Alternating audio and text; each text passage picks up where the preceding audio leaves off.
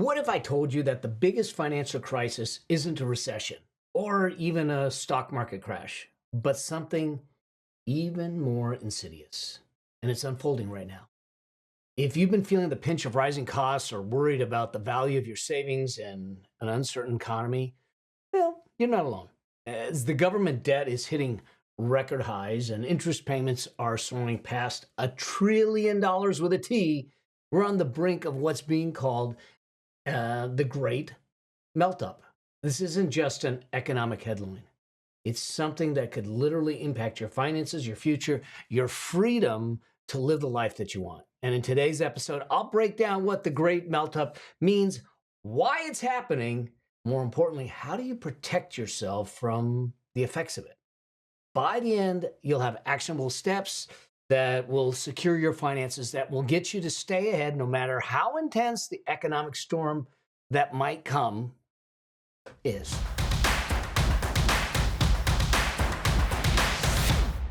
All right, now, from the intro, you might sit back and go, oh my God, this is another one of those fear-monger shows. No, it isn't.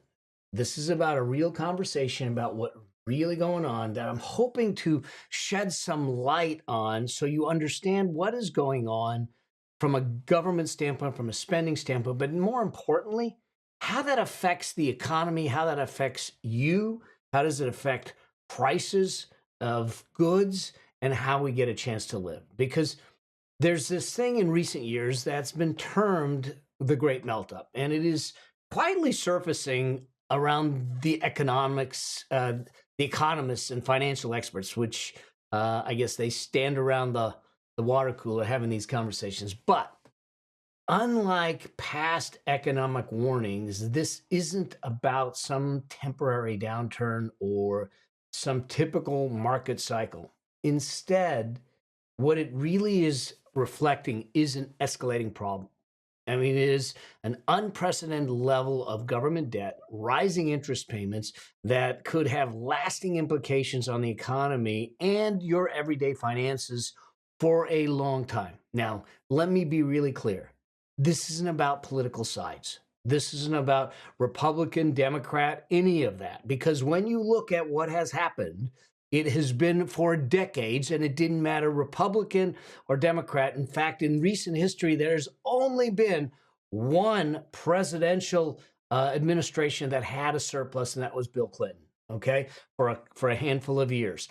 The rest of them all ran at deficits, which was contributing to the debt. So this isn't about political lines. This is about the economics of how the government operates, but more importantly is how those economics trickle down to you and what you can do about it to keep yourself safe. Okay, so let's talk about what this is. And I'm going to show you some graphs and some things to demonstrate or at least illustrate some of the things. So the United States government, they take in revenues, and they take in revenues primarily from taxes. That's their revenues. In fact, if I go to one of the charts that I have here, you can see income taxes is the largest contributor to revenues of $2.18 trillion with a T. Okay, the total revenues projected to be $4.5 trillion. This is for last year, but the payroll taxes, which is Social Security and all that stuff, is 1.6 trillion, and then we have corporate income taxes of 419 billion, and then we have some other taxes here. Okay, the government debt is, when you sit back and see what's happening, you've got, as they're showing here, $4.5 trillion in revenues, but we'll call it 2 trillion in expenses and spending. Well, how do they pay for that? They borrow. Who do they borrow from? They borrow from us, individual citizens in the form of bonds and that kind of thing. They borrow from foreign countries.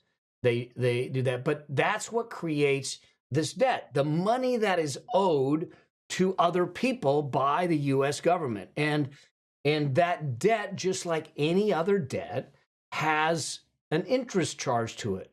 annual interest cost. Now, our debt has gotten so large that the debt, the interest cost on it, has now itself surpassed $1 trillion. Okay, so you start to look at it and say, if I am just paying interest of $1 trillion, how do I get and dig into the debt of 33 trillion? I got to pay the interest and I have to pay the debt down. This is something that is going to come home to roost. This is what we're talking about. If you look at the historical debt over 100 years, this is what it looks like. Okay, is that you've got debt that, you know, for a while was relatively consistent up until the 80s. And then in 1984, you see that it took a pop, okay? And then settled down a little bit for a moment right around 2004, in the early 2000s. But then once we got hit with the recession of 2008 and everything, it literally almost went vertical.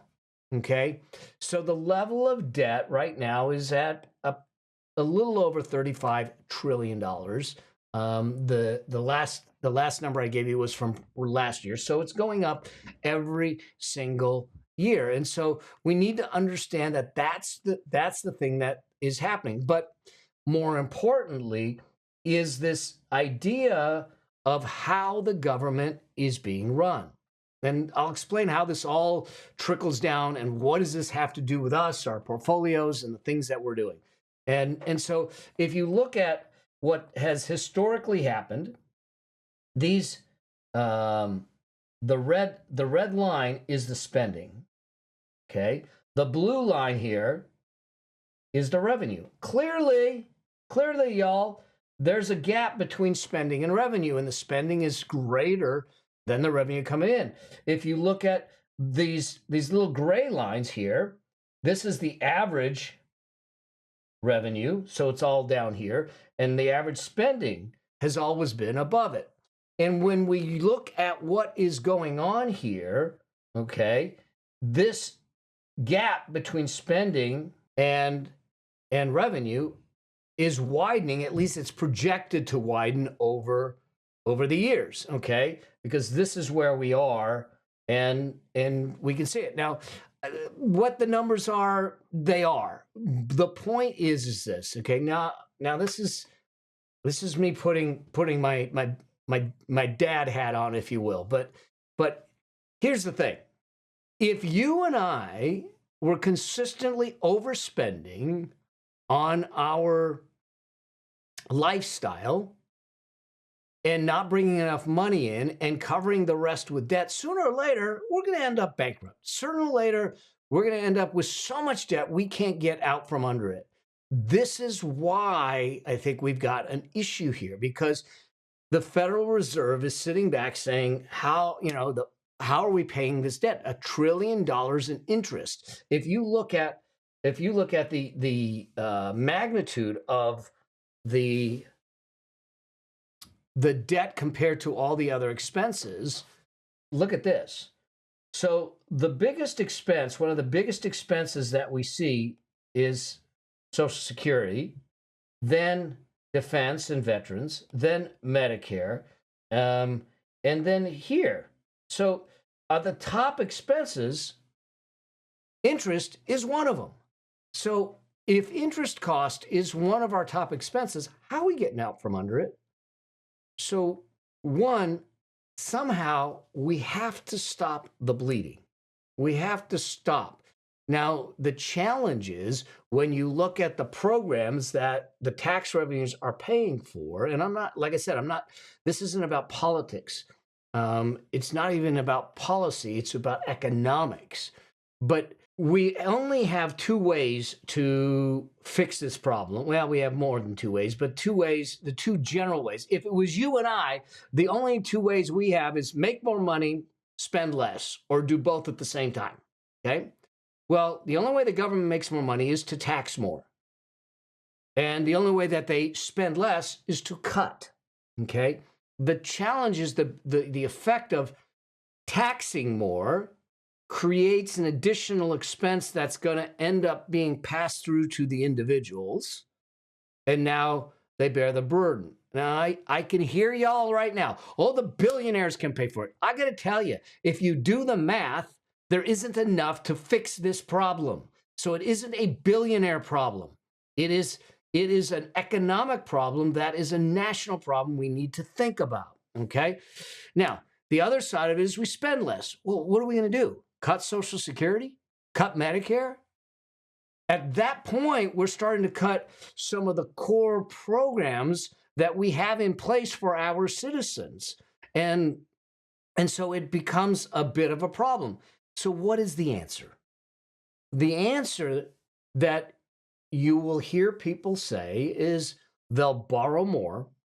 Well, at some point, your debt and your interest becomes the biggest expense on your budget. Well, that's not sustainable.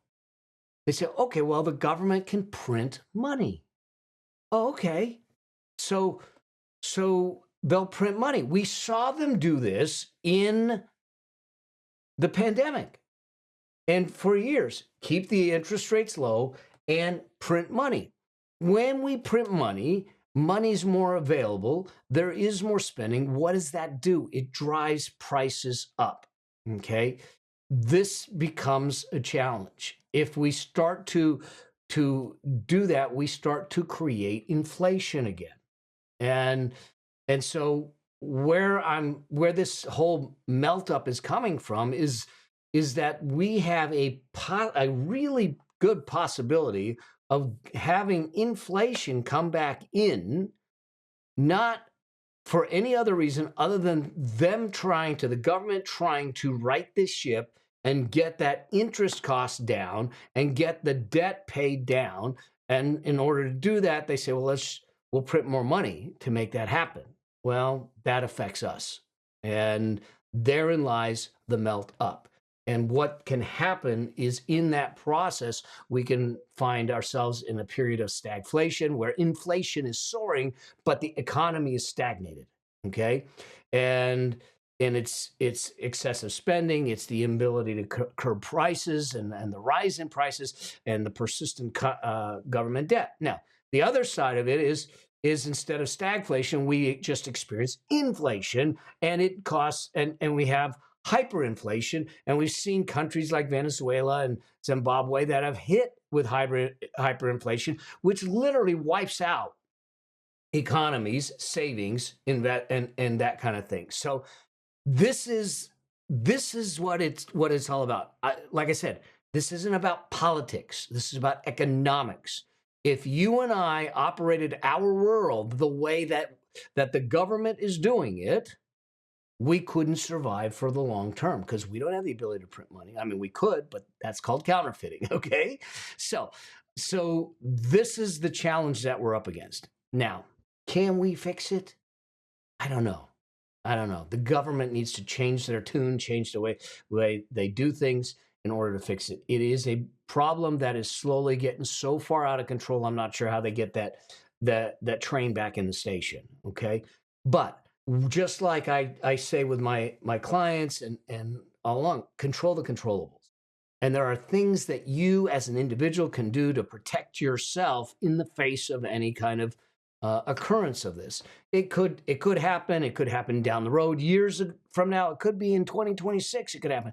I'm not making that prediction. I'm just saying that the math doesn't math if you take it out long term. We got to look at it from that perspective. So there are some things I want you to do that will put you in a better position to protect yourself should we start to see some of this down the road. Now, some of it I talk about in my book, Building Your Money Machine.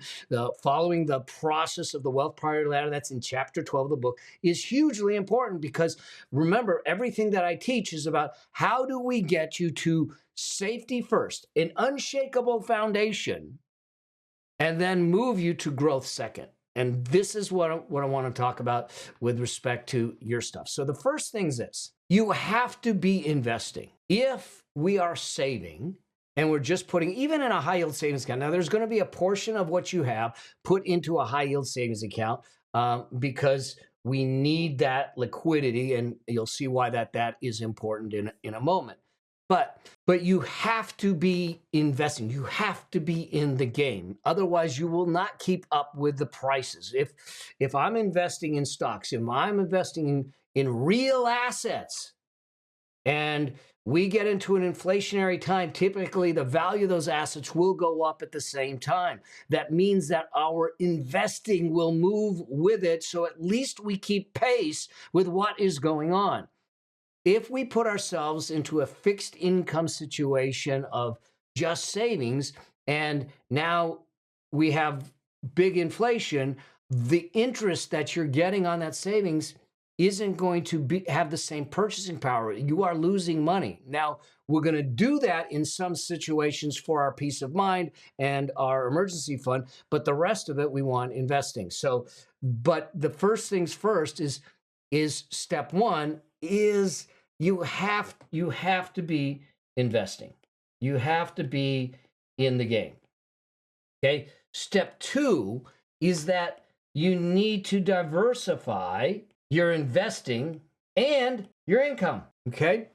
Investing and income. Diversify your investments so you're not beholden to a single investment, a single type, a single thing.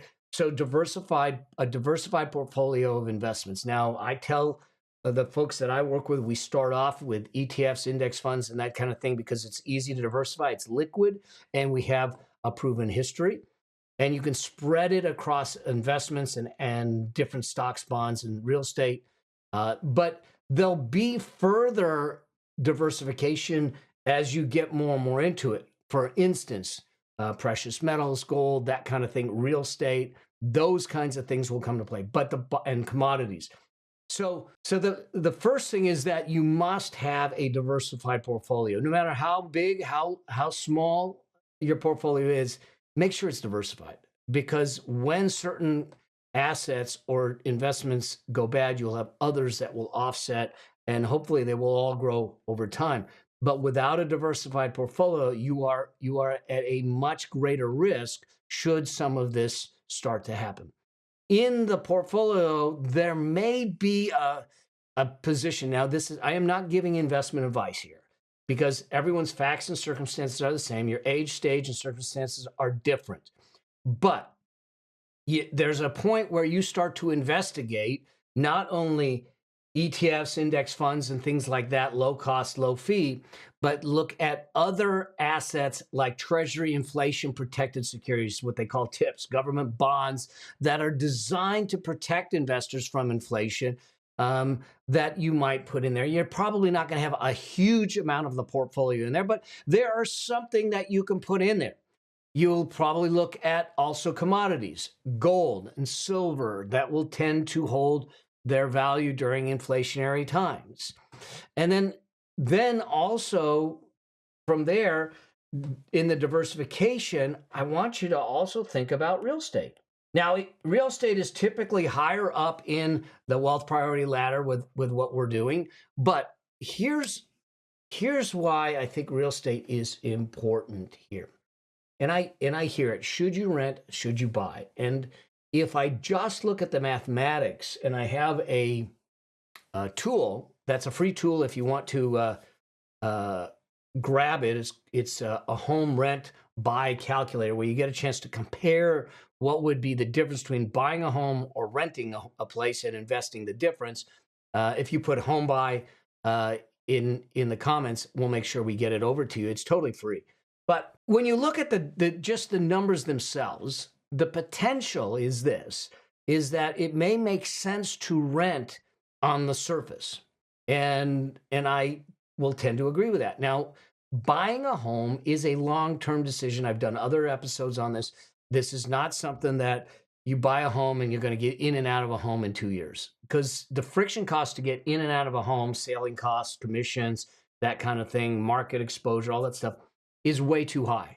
So if I'm buying a home, it's a 7 to 10 year decision.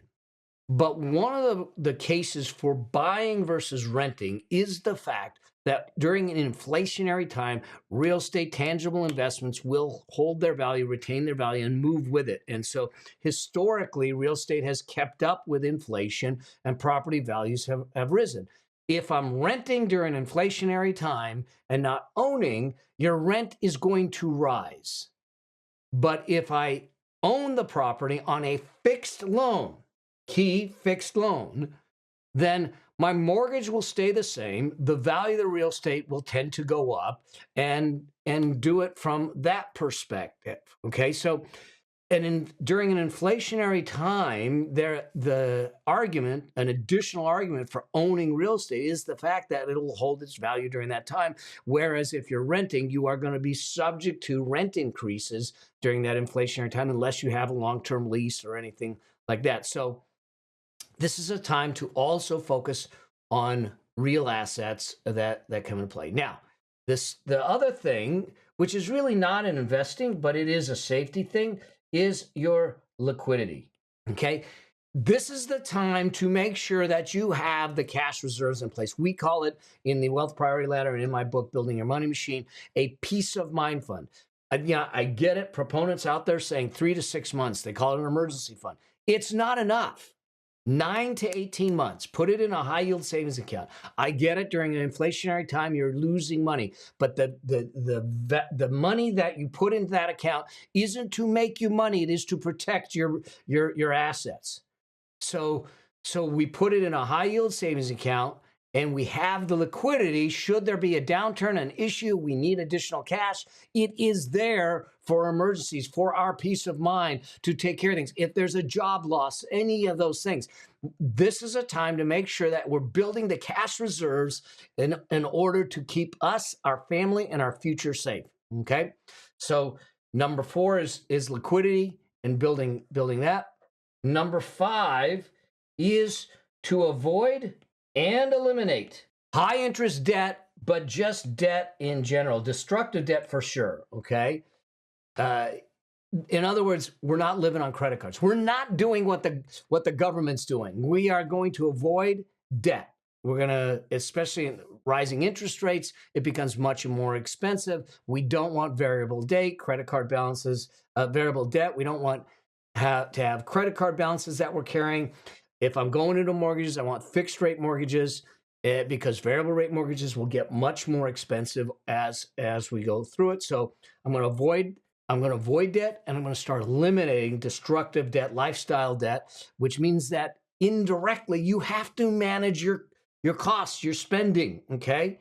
Unlike what the government's doing, you have to manage it. You have to look at it. If you do not have a financial plan in place, it's time to get one in place, y'all. Okay. It's one of the things that we do in our Money Machine master plan that we do with our clients. We build it out, and we build and we test it, and we look if inflation goes up, if the market goes down, what's your spending? What are your goals? What's your income? What happens if your income drops?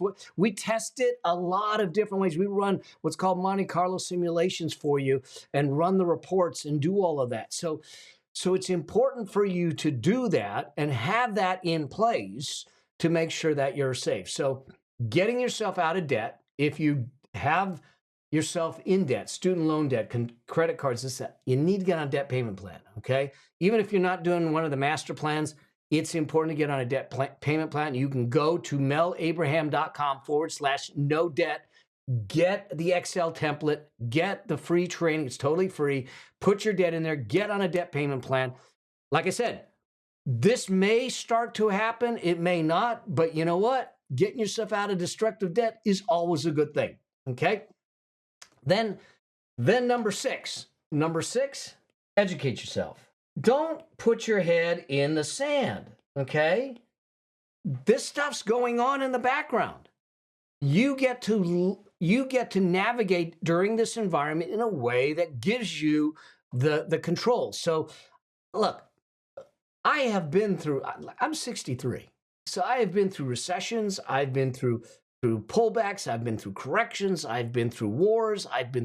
So I've watched money go in and out and up and down and all that stuff. And I'm still here. So I get this. And at the same time, whatever's happening is just setting the ground rules for us to play the game the proper way. I want to give you the rules to play the game the proper way and keep you safe. I don't sell investments. I don't sell insurance. Okay. I just want to make sure that you're safe and that you're moving towards your dreams. One of the biggest things is to raise your financial literacy. During economic uncertainty, this is huge. And not get so caught up in any of the politics or any of the stuff that is going on. Okay, don't allow them to stir up the fears. There are processes, there are systems, there are principles that have survived the test of time, and they will here too. But I need you to put them into your life. Okay. As much as this great melt up may sound intimidating, when you take a proactive approach, you can literally build a resilient financial future. Okay. It doesn't have to impact you or infect you. Yes, high government debt, rising interest payments at the government level, deficit spending, if you will, inflationary pressures, all that stuff's likely to continue. It's the way it's been. But by taking the steps that I give you here to diversify, to limit debt, to focus on real assets, to protect yourself, to educate yourself, to navigate these uncertain times, you'll be in good shape. Okay. Remember, the great melt up isn't about fear. It's about awareness. It's about preparation. It's about understanding. It's about understanding the trends. It's about protecting yourself. It's about you taking control and mastering your money, eliminating the financial stress so you can live a life of choice no matter what is going on in the broader economy. I hope that this helps. I hope that sheds some light on what's going on with respect to, when you hear things like deficit and debt ceiling and all that stuff, okay? But how it relates to you. How does it impact you so you can make the right choices, the right decisions to take care of yourself, take care of your financial future, take care of your family, and build the legacy that you were put here to build. All right. I hope that this helps. I hope that you found this valuable. I'd love to hear from you, and I'd love for you to make sure that you're on this journey with me by subscribing to the show and sharing the show out. All right. Would you do that for me? And in the meantime, I hope to see you on the road to your financial freedom. And until I do, always strive to live a life that outlives you. See you in the next one. Cheers.